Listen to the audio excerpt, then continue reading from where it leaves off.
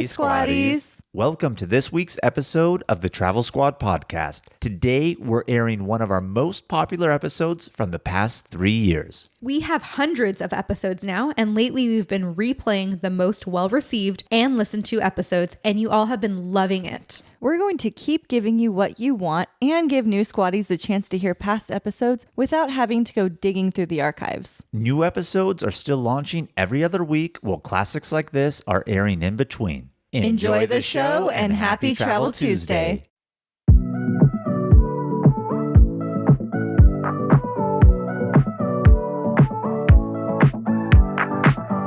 Welcome to the Travel Squad podcast. We adventure the world together, one passport stamp at a time. We're here to share travel news, tips, and our own adventures with you. Every Travel Tuesday, we share stories on a variety of topics, including our hometown San Diego, hiking, Weekenders, national parks, international getaways, and inspiring you to go on your own adventures, even if it starts with your own backyard. I'm Jamal. Brittany, and I'm Kim. And we're the Travel Squad podcast. So grab your ticket and your passport. And don't forget your travel insurance. and prepare for takeoff.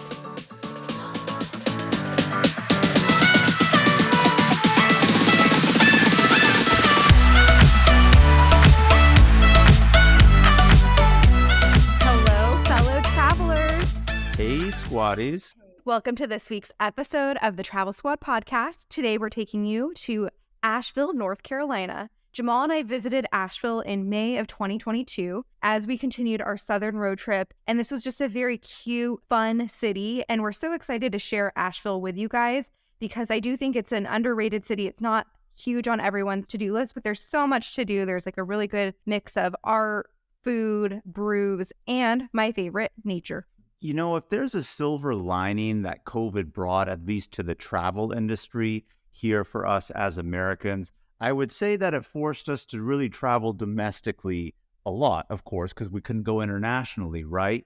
And not that we hadn't traveled to the East Coast before, but up until COVID, a lot of our East Coast adventures were centered around going to Florida for cruises, New York, but not a lot of those really center states here where Asheville's located in North Carolina. And so everybody that I knew beforehand who had been there and to the East Coast was always saying, you got to go to Asheville. You got to go to Asheville. Asheville's so beautiful. And I was really, really excited to see what it is that they were talking about. A lot of times, and we know this, if we go back to Maui, we know how I felt about Maui. Everyone overhyped up Maui here.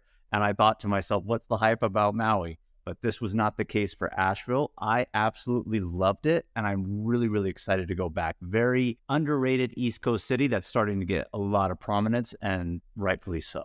I remember hearing about Asheville years ago when I used to do some content marketing for Expedia, and we would do these ranking lists of the most beautiful places to see in the fall or the best beer cities, and Asheville would be on the list year after year.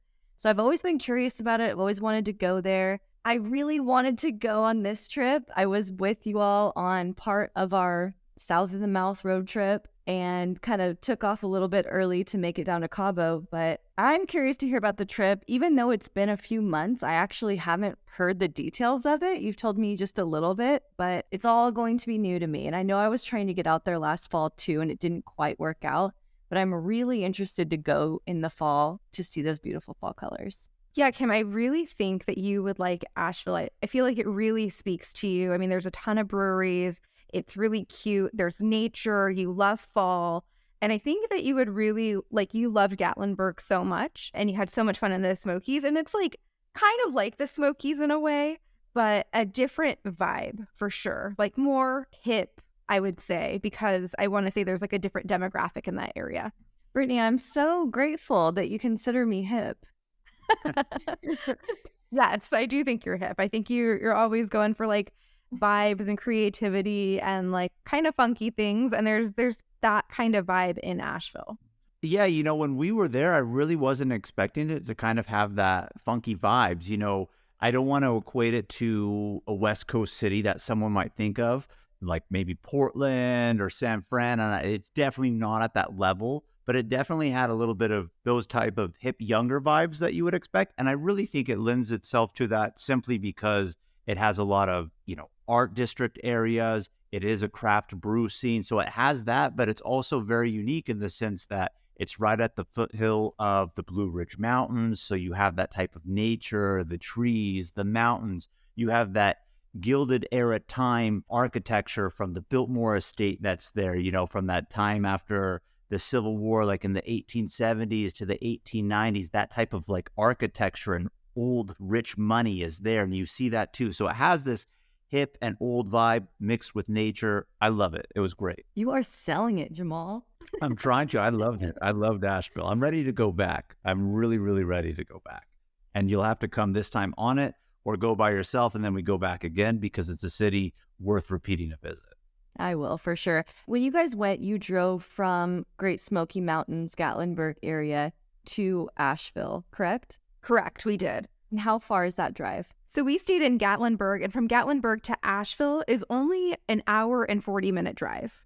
Wow, okay. And then from Asheville, we actually ended up continuing on to Charlotte, North Carolina. And the drive to Charlotte is about 2.5 hours. So I feel like it's close enough to other major cities and areas that you can absolutely make a road trip out of it if you're looking to see a lot in the area, or if you're looking to localize and make this like an area you want to explore for a few days. That's okay too, because there's enough to do to make it a few-day trip. Like, it's not somewhere that you just want to stop for one day. And I would absolutely say if anybody's in Gatlinburg going to the Great Smoky Mountains for that short distance that it is from the Smokies to Asheville, be sure to add that as part of your itinerary. You definitely won't regret it. So you said about 2 to 3 days is good to see Asheville in all its glory.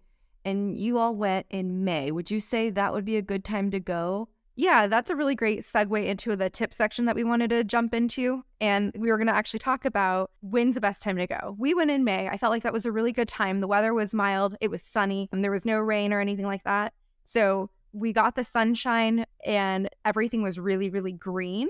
But I would also like to see it in fall, which is also another really good time to go. So they say anywhere from September to early November is a really good time to see fall colors. Also good weather, because in the summer it gets kind of muggy, kind of hot. And then if you're going in the springtime, March through May is also another good time to go. And if you go closer to March, you probably would get a little bit of snow still. So depending on what you're looking for, you can make this trip happen for you. What other tips do you have for us?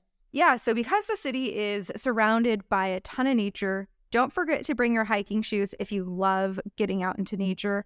There's a lot of really good day hikes, and you can hike part of the Appalachian Trail. So I think that you would be amiss if you didn't go hiking to see some of Asheville's beautiful nature. When you say hiking, do you mean hikes with tall peaks? Well, there are some hikes with tall peaks, and it depends on how much hiking you want to do, because we did like one famous mountain of Asheville, which is like Asheville's iconic peak. The elevation gain wasn't super crazy, but we also went to Mount Mitchell, and we'll get into that a little bit later. But that is the tallest peak east of the Mississippi. So even though there are tall peaks, it doesn't feel like there's a lot of gain to get to the top to get the benefit and the views and the scenery.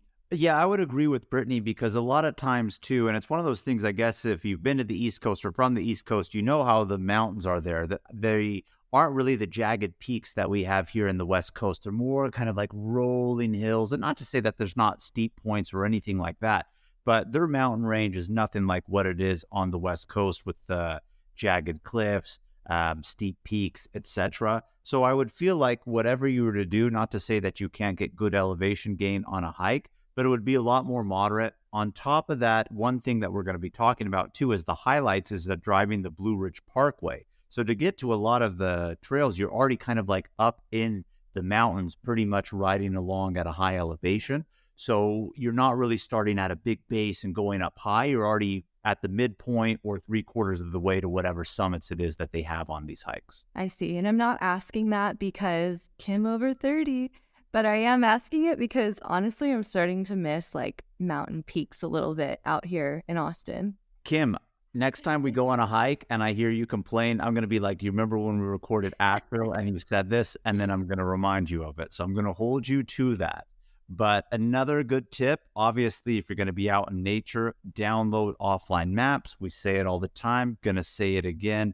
And again, most importantly too, out in nature. One of those things I take for granted in California, let alone in a good climate area like San Diego, is that there's bugs about. And I know you know this now living in Austin, Kim, but bring bug spray because bugs were about in the Blue Ridge Parkway mountain areas. All right, well, let's get into it because the Blue Ridge Parkway is probably one of the things that I have highest in my mind when it comes to Asheville, when I think of North Carolina. So kind of explain what it is. Is it blue and like how amazing is it? So the Blue Ridge Parkway, I would say if you're like looking at it at like dawn or dusk, it does have like that blue tinge to it just from like the haze coming up from the mountains. But the Blue Ridge Parkway is like the mountain range. And it's a 469-mile scenic mountain drive that actually connects Shenandoah National Park in Virginia and the Great Smoky Mountain National Park as well. So it's a very long drive. And we actually met someone on this trip that they were specifically hitting major cities off of the Blue Ridge Parkway and making that like their road trip for the year. So really cool, a lot of nature around that. And the National Park Service has actually often referred to it as America's favorite scenic drive. You know, I don't usually disagree with the National Park Service. And by the way, their Twitter feed is actually getting real wild right now with some sassy stuff, and I absolutely love it. I've been seeing that too. And they've been getting like crazy news coverage for their tweets. They're hilarious. I know, but I am going to have to disagree with them on that, on America's favorite scenic drive. I mean, Highway 1, but this might be up there top 3 for sure. But I don't know about favorite, but up there, yes. Uh-oh. It's going to be another Maui situation. No, not another Maui. Not at all. But the Blue Ridge Parkway, that drive just has some really great hiking trails and really breathtaking views. Like every time you're driving on it, you're like, whoa, that's a great view. Let's stop, pull over. Like you constantly are just being wowed looking out of the window. And I can only imagine how beautiful it would be like driving through with the fall foliage, with the red, orange, yellows, and kind of like some areas having that kind of canopy of the trees above you and you kind of feeling like you're in that like scenic tunnel of trees and beautiful colors. And the roads are windy along the like the mountain path. So it's just going to be really beautiful. I feel like it's going to really step it up a level. Yeah, so I mean, you can do a lot with the Blue Ridge Parkway. Like we said, 469 miles. I don't think you're driving that in one day, but very easily accessible, or at least a portion of the Blue Ridge Parkway from Asheville, North Carolina. So be sure to check out the highlights around there. And some of those highlights along the Blue Ridge Parkway is going to be Mount Mitchell. And Mount Mitchell is what Brittany said earlier, the tallest mountain east of the Mississippi. And obviously then that makes it the tallest peak of the Appalachian Mountains itself at 6,684 feet. And again, in comparison to what we were talking about earlier about how the mountains look on the East Coast versus West Coast, I mean, the tallest on the West Coast here of the 48 is at 14,000 feet. So, I mean, this tallest one on the East Coast isn't even half that, right? So those nice kind of like rolling hill aspects, it makes it really unique, really beautiful. And Mount Mitchell, it's actually a state park and it's free to visit. And at the top, you can either hike, which we did not do. So you can actually start like way lower in elevation and hike your way up to the peak if you wanted to. We chose not to. You can actually drive almost all the way to the summit. And then once you get into that parking area, you can take a nice half-mile hike to the observation jet deck. So if you want to look cute for your pictures, you don't have to be in hiking gear. You can be dressed up cute. Is the observation deck a place you would want to picture in a cute outfit? I mean, I feel like, yeah, you're surrounded with 360-degree views of just beautiful nature. And the observation deck, it's not like enclosed or anything. It's this like wooden deck that you can go and enjoy. So I do think like when you're up there, it would look much cuter in a dress, skirt, cute outfit than it would in hiking gear. Okay, a couple of questions for you. You went here, right? Yes, we did. And what were you wearing? I was wearing a dress. Okay. And was it crowded? There were people, but it did not feel crowded. And I feel like we had enough time at the top of the observation deck alone or almost alone that it didn't feel overwhelming. Okay, that's good. And a good little tip to know, of course, you're at that high elevation. So whatever the temperature is down in Asheville when you're in the city starting your day or whatever it says it's going to be, just estimate that it's going to be 15 to 20 degrees cooler at the top.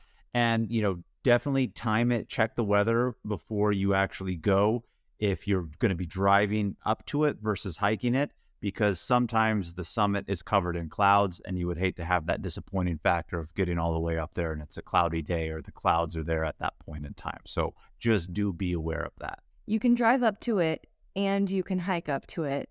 Mm-hmm. And if you were to hike up to it, how long would it take? I think that there's multiple interconnecting trails. So I think it depends on what trail you would do. But I want to say I saw one that was around the 7 miles that I was kind of considering. But for time's sake and other things that we wanted to do, and how we wanted to look, because we wanted to go to a brewery afterwards. I wanted to look cute. So we decided not to do the hike and to go ahead and just do the observation portion of it, which was only the half mile. Not like you, but okay. I know. Can you believe that? But I also think that this trip came off of Great Smoky Mountains, where like probably the day before I made Jamal do a 11-mile hike. So I think he was hiked out at that point. Okay. Fair. Very fair. Well, that, and again, the highlight too is driving a lot of the Blue Ridge. So it's one of those things, choose your hike in that area wisely, because if you do a hike, it's going to take a good bit of time and you're going to really limit seeing other areas that you can see if you actually do the drive, which is equally as beautiful. So a combination of those factors. But another good place to actually go along the parkway is going to be Mount Pisgah. It's about 40 miles from downtown Asheville, and of course on the Blue Ridge Parkway as well. And this is that iconic landmark that Brittany was talking about that Asheville is known for, Mount Pisgah. Yeah, it can actually be seen from many places throughout the Asheville area, and it's like Asheville's iconic mountain. And, there's multiple trails to get to the top of Mount Pisgah as well. And again, for whatever reason, I was like, all right, we did all of our big hikes early in this trip. So we didn't do like a ton of huge hikes. So the trail that we did was only about 2.5 miles round trip.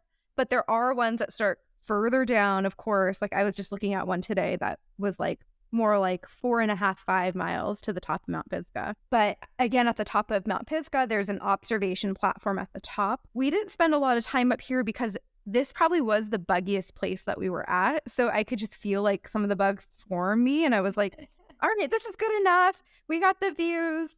It was really pretty though. And what made it so buggy? I just think it's that area. I think in San Diego, we don't think about all of the bugs that are in other southern states like Texas and North Carolina. So I think it was just spring and buggy, and that's just kind of how it was.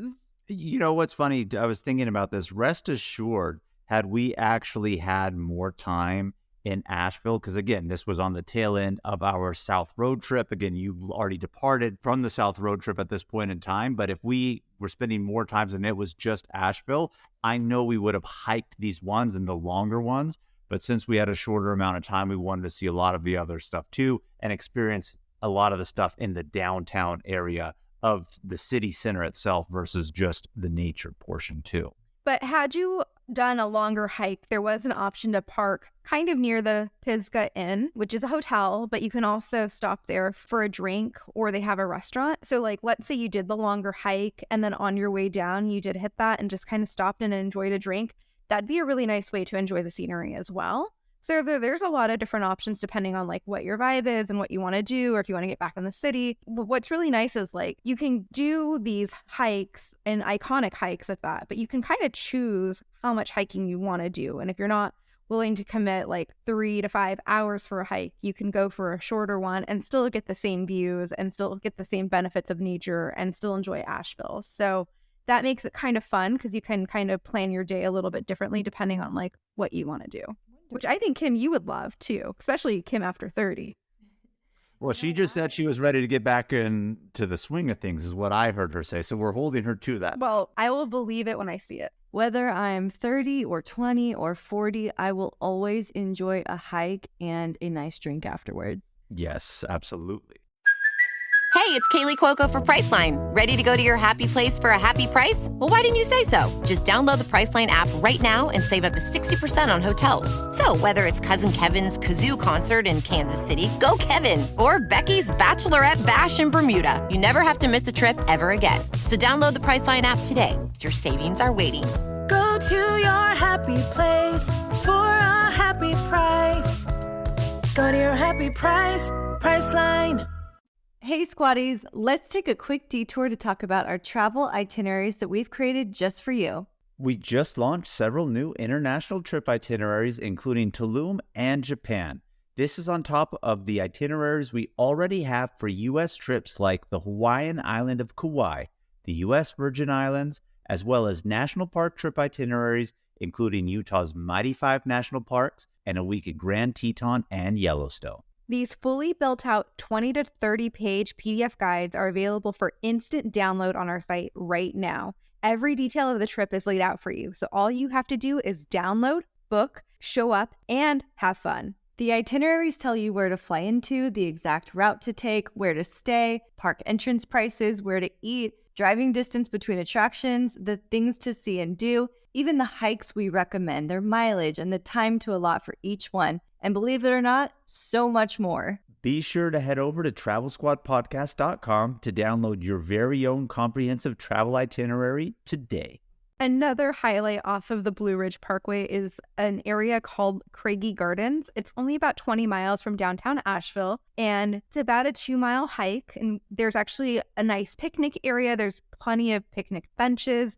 So if you want to have a picnic in that area, that'd be really nice. Most people go to see the blooming, this is a hard flower word, rhododendras. I think that's how you say it. But they're these bright pink, purple, blooming flowers. Unfortunately, we didn't see it because they do bloom, I believe, in June, and we were there in May, so we missed it by just a few weeks. But it was still a really cool hike, and it has really good views, and so it was just something really nice to do also out in nature while we were exploring Asheville. I think the gardens are a great place to go, weather permitting, to even go have a picnic, bring some food in there, enjoy the natural gardens. They're kind of like botanical gardens a little bit, right? Botanical? I don't know. I mean, that's a big word to say, botanical gardens, but like if they had botanical gardens, that's what it kind of would be for there. I mean, they have different variety of trees that are local, non-local, flowers, etc. Of course, the ones that Brittany mentioned are the main ones that are going to bloom in June. So I may have oversold it with botanical, but definitely is still a cool place to go, have a picnic, have lunch, go for a stroll, kind of like in a park setting. Yeah, and there was also like this really like open plain area that had good views. And we saw a group doing yoga out to the view, which was really nice. That people just like sitting in the grass on like blankets. So it was just like a nice place to like get some nature, but not being like in the city in a park kind of thing. And we parked kind of lower down and hiked up, but there was also an option to park higher up and then do the same hike, but like in reverse and go down. So again, depending on like what you want to do or what you want to see, you can decide to go up in elevation first or go down in elevation first and make this hike like at what you want to make of it, because there's different access points to the trail. Very nice. And was there any cost associated with this one or any of the other naturey things that you did? No, none of the nature things that we did, Mount Mitchell, Craggy Gardens, or Mount Pisgah, had any fees associated with them. So all of that was really free. And what we loved doing was like going out into nature for a few hours and then going back into the city of Asheville and like getting something to eat or getting a brew to drink. So that was really nice to have like both super close, because sometimes when we go on nature expeditions, like, I don't know, Capitol Reef National Park, once we got back into the city's like 200 people. So like your options are very limited, but it was really nice to like go out into nature, not feel like it was super crowded at any of these points, and then go into the city and like actually enjoy really good food or really good drinks at the same time. So I just want to go back real quick before we move on. What's so funny is when we were talking about Craggy Gardens, for whatever reason, I remember Asheville had botanical gardens, and I'm Googling it right now as we're recording this. And it does. And I remember kind of thinking to myself, when I saw gardens, I was thinking the botanical portion. We went to both of those, but now I'm remembering specifically Craggy, right? Mm-hmm. That has the parking lot. You actually are in a hike amongst trees. And then when you get to the summit, it's this big open like grass prairie. And that's where the flowers are actually supposed to be.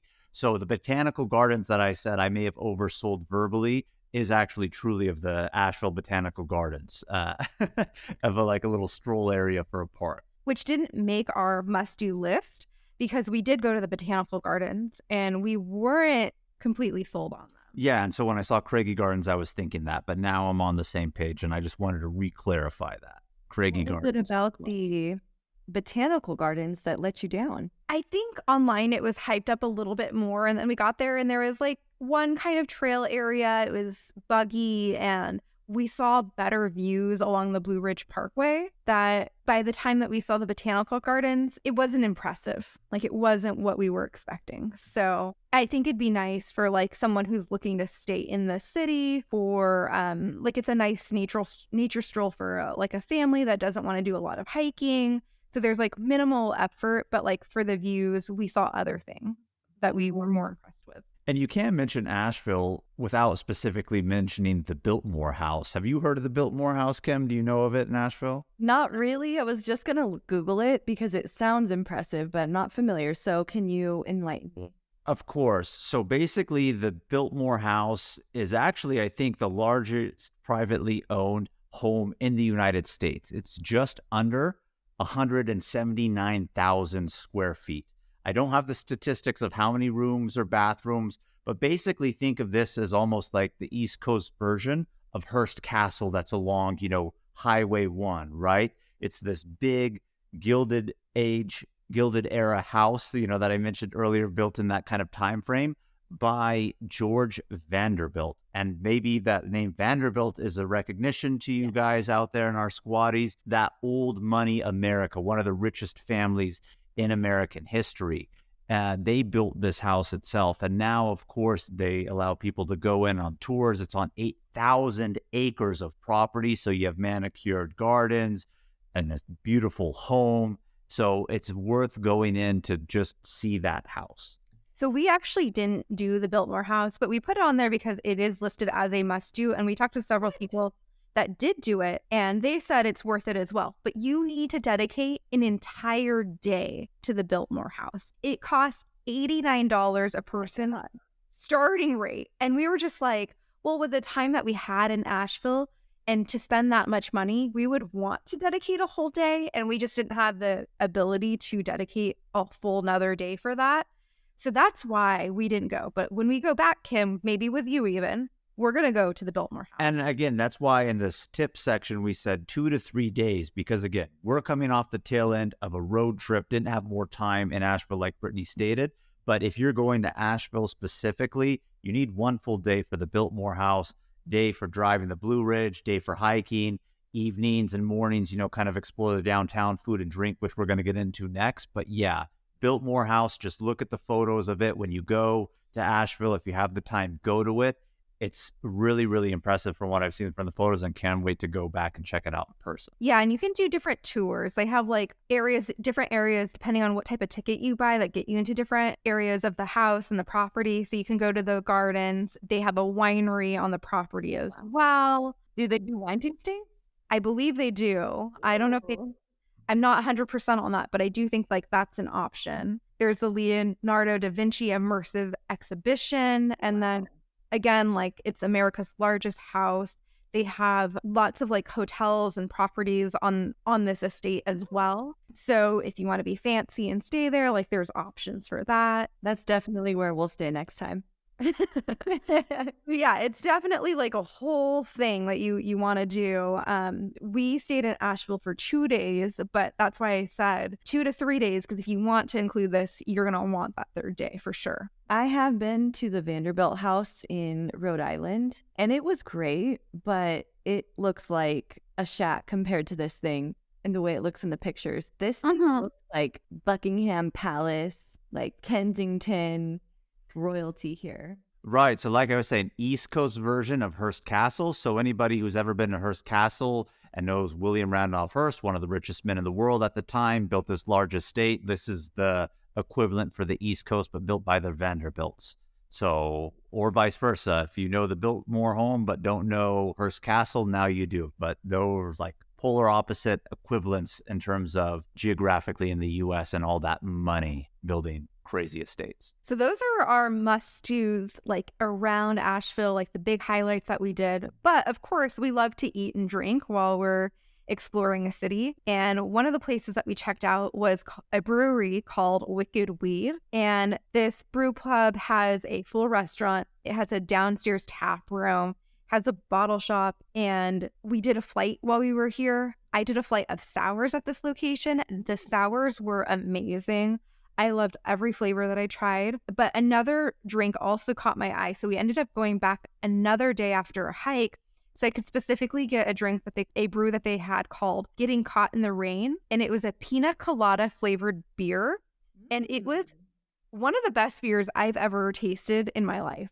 I'm going to have to agree with Brittany. When I tried that, and I usually don't like flavored beers. I like sours, don't get me wrong. But like when I saw the description, pina colada flavored beer, I was just like, tried it. Oh my goodness, was it absolutely delicious. The vibe in Wicked Weed in terms of like the restaurant, the tap room, brew scene, it was just really fun. We went at night. That's where we met those people that Brittany was talking about, where their whole trip was stopping at the cities along the Blue Ridge Parkway. So you could go there with friends. You could go there to meet people, socialize. Really fun atmosphere in Wicked Weed. We loved it a lot.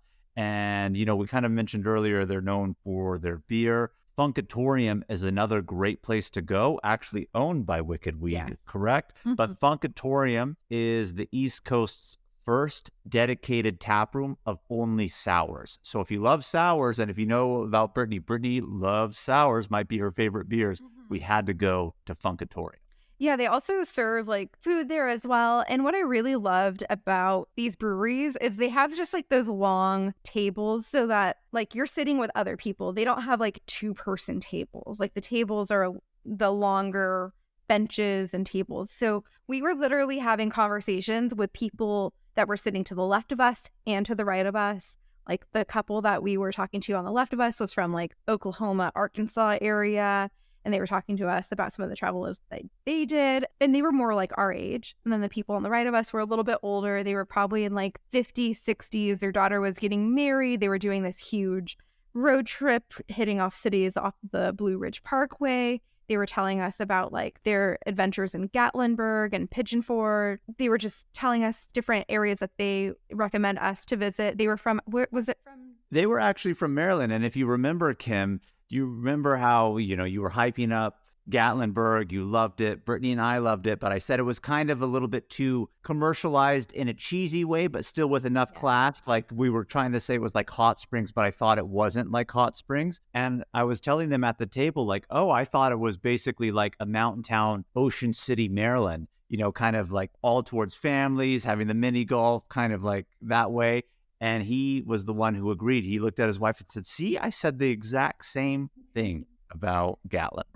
Mm-hmm. But we had a great time just like socializing, being out, having a beer, talking about other things to do in Asheville. I think one of the couples was saying that they were going to dedicate a full day to the Biltmore estate. And then another couple was also skipping it because they also were focusing more on the nature aspects of it. But there's so much to do in Asheville, and like depending on what you want to do, if you want to eat really good, there's a lot of good restaurants. Their downtown area is really walkable. Every time you walk down a street in the downtown area, you pass a brewery consistently. So there's no shortage of breweries in the area as well. And I know, Kim, you had mentioned that it makes a list for like beer cities in the U.S. It definitely has. I think it's been surpassed by other areas, but I think it's now been like named the beer capital of the East Coast.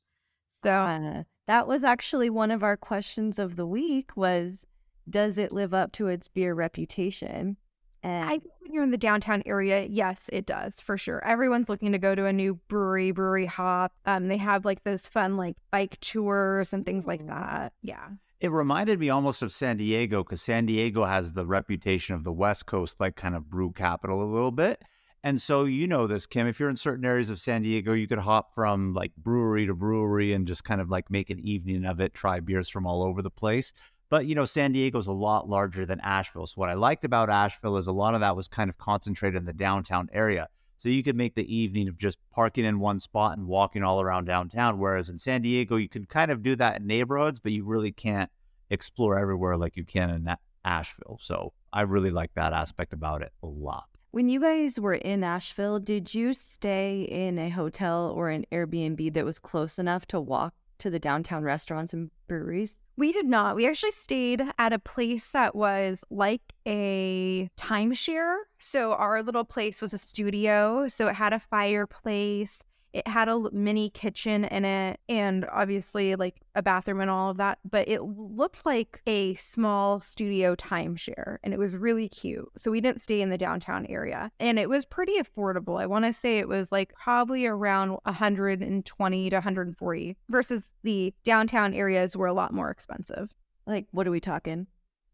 Closer to 2 to 250 depending on like how nice you want to get and like what area you want to be in. So it's nice for the convenience, but my thought is save that $100 spread and go get yourself some beverages in Beer Town and also food. And one of our favorite things to do when we travel, especially if you're in the right region, is try different regional barbecue. And we're in North Carolina. They have barbecue out there. So we did want to eat at some barbecue places. So we have a couple recommendations for you. One of them is going to be called Bear's Smokehouse. It's actually a food truck, but behind the food truck, they have a little spot where you can go inside and actually eat inside. So on that hot summer day, you can get some AC. You don't really have to eat outside. But oh my God, we got something called the Super Spud, which is basically like a large baked potato, but it was topped with mac and cheese, sour cream, bacon, red onion, and of course, your choice of barbecue meat. It was exceptional. I loved it. So if you want like barbecue, but not really like barbecue in that sense, get everything on top and piled on that baked potato. Oh man, it was heavenly. Was it enough for you two to share? It was enough for the two of us to share. I was looking at pictures online. We went for lunch and I wasn't super hungry, but I was like, I want to try this. And we shared it and it was definitely enough for the both of us. And it was so good. Like I would love to recreate that even at home because it was just so delicious. Baked potato, mac and cheese, like topped with meat and sour cream and bacon and everything. It was just so good. Side note kind of on that, Kim, we found a place in Rosarito, just south of the border here for me and Brittany, that makes tacos this way.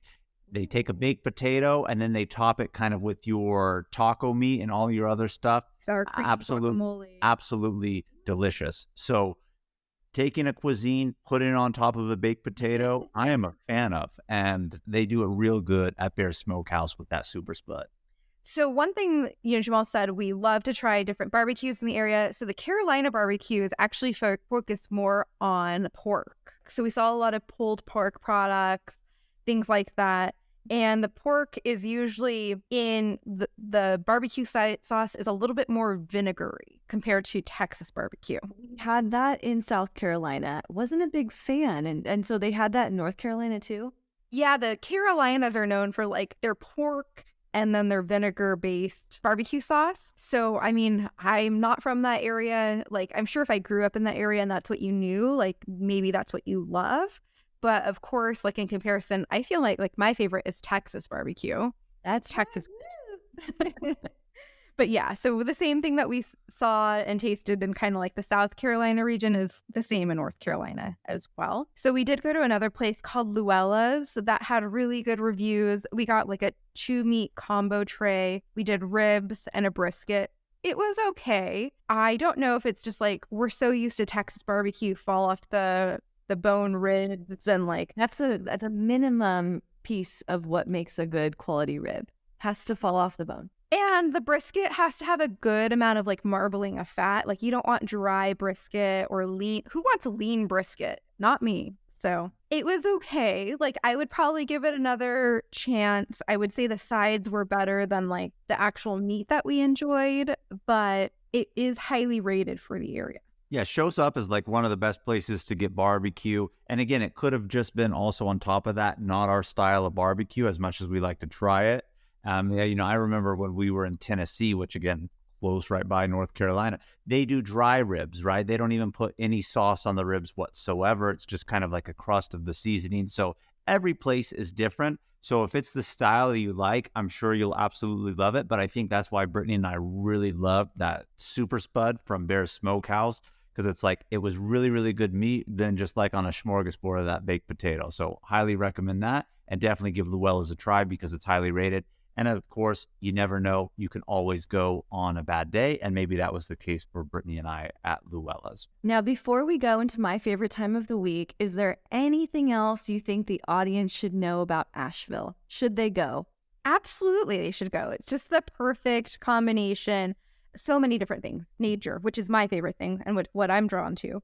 But then food, which is probably the second thing I'm drawn to, along with drinks. So it was like all of that plus a cute downtown area. When we were in other areas of the South, like you're very limited to American dining choices. And like in this downtown, if you wanted Thai food, for example, you can get Thai or Indian food. So there was more diversity in this area. Still quaint enough, but definitely growing as a city in general. And I think it's definitely worth the visit if you're in that part of the US or if you're doing a road trip of the South. It should not be missed. I would say absolutely. It has a good mix of everything Brittany just mentioned. It's large, but not too large, small, but not too small, has that quaintness, has nature, mix of everything. We do want to go back, and I would definitely fly specifically here from the West Coast for a long weekend to go to Asheville just to be like, yeah, we're going back to Asheville. So absolutely, wholeheartedly, Asheville is worth the visit.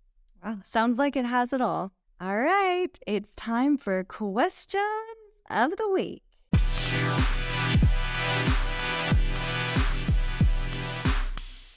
Our first question is coming in from Joe, coming from Delaware. And Joe's question is, knowing North Carolina and the South can be quite conservative, is Asheville the same, or is Asheville true to some of the rumors that are out there that it's a little bit more of a liberal city? And I'm just going to add on to this question. When you were there, did you get the vibe of anything? I know sometimes people worry about that, depending on either side that they're on. Is it going to be a very liberal city or very conservative city? What was your vibe when you got there? I definitely felt like it was more liberal than some of the other cities that we were visiting in the South, for sure. I feel like I saw like the rainbow flags and things like that at some places. So I feel like they were more accepting of different types of people. And I think, again, like I mentioned with their downtown area, they had more diversity just in the food and inclusion that they had. So I did feel like a more liberal vibe here. I think there's still parts of it that are conservative. So it's not like overly in your face San Francisco, but it was a good mix. Or Portland for that matter. And that's kind of what I was trying to articulate before. And I love this actual question from Joe. So, yeah, I mean, it has that mix of both, but I wouldn't describe it as liberal or conservative. I would say it's honestly a happy medium. I described it not too big of a city, not too small. It's right in the middle, and it's a good mishmash of both. And I think anybody, regardless of where you are, is going to feel comfortable in this city. All right. And our second question coming in from Zach out of Fullerton, California. And Zach wants to know, what were the typical costs of things? You talk about beer or your meals. We already mentioned the hotel cost. Zach's curious about how much things are costing so he can budget for his trip. And he also said he'll be bringing a date, so he'll be paying for two. Well, Zach, very kind of you to be buying the date and wanting to treat. So in terms of cost, I would say any one of the breweries that you go to, typical, you're going to be looking at anywhere between $7 to $9 for a typical pint. If it's a high alcohol content one or a porter or a stout, a lot of times they will not even give you a full pint. It'll be the 8 ounces, and sometimes those range to $12. So I don't think you're going to find anything inexpensive when you go to the brewery, especially because it is a big draw of people coming to Asheville specifically for that. And in terms of the food cost, I would say it's average for anywhere else in the U.S. I wouldn't say the food was overly expensive. I wouldn't say it's inexpensive either. So I would say that you're just looking at really average costs. I wouldn't say that it's going to be inexpensive or overly expensive. Yeah, I would also agree with that. Like, for example, the massive baked potato that we got topped with everything, it was about $13. And I want to say if you're doing like meat by the pound, depending on the type of meat that you got, like pulled pork was around $16 a pound. But like, I want to say the brisket and burnt ends were more like 22 to 24, which I feel like is equivalent to Texas. Right. But you're talking barbecue. Barbecue by nature is always more expensive than a lot of other places too. So if you're eating at a regular restaurant that they have in there, like one of those Thai places that you said, it's not going to be outrageously expensive, like $20 for a curry, It's the average prices. Yeah, average prices for sure. Wow, it really is the most moderate city I've ever known. And you don't even know it yet. You've just heard of it. You have to go experience it, Kim. But that's in a good way too. Moderate in a good way, Kim. Actually, in a great way. Well, you guys have got me really excited to visit. Everything I knew about it before, and now knowing your experience and getting your blue check mark approval, I cannot wait to go. Now it's just a matter of finding the time to make it out there. So thank you, Squatties, so much for tuning into our episode this week. Make sure to keep the adventures going with us on YouTube, TikTok, Instagram at Travel Squad Podcast, and send us in your questions of the week. If you found the information in this episode to be useful, or if you thought we were just plain funny, please be sure to share it with a friend that you know is going to enjoy it too. And as always, please subscribe, rate and review our podcast, and tune in every Travel Tuesday for new episodes. Stay tuned for next week's episode. We have some more amazing adventures and tips in store for you. Bye. Bye, Squatties. Bye, Squatties.